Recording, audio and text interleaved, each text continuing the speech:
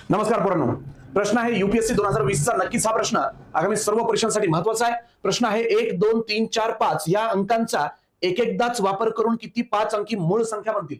मूळ संख्या म्हणजे काय पोरांनो? अशा संख्या ज्यांना फक्त 1 ने व स्वतः त्याच संख्येने भाग जातो, इतर कुठल्याच संख्येने भाग जात नाही।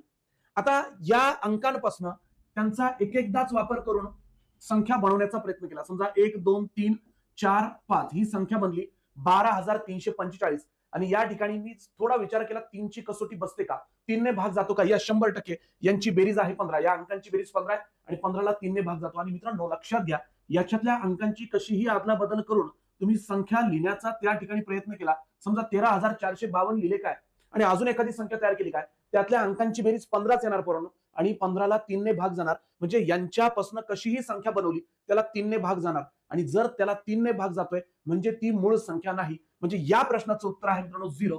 यांच्यापासून कुठलीच मूळ संख्या त्या ठिकाणी बनणार नाही। Thank you so much.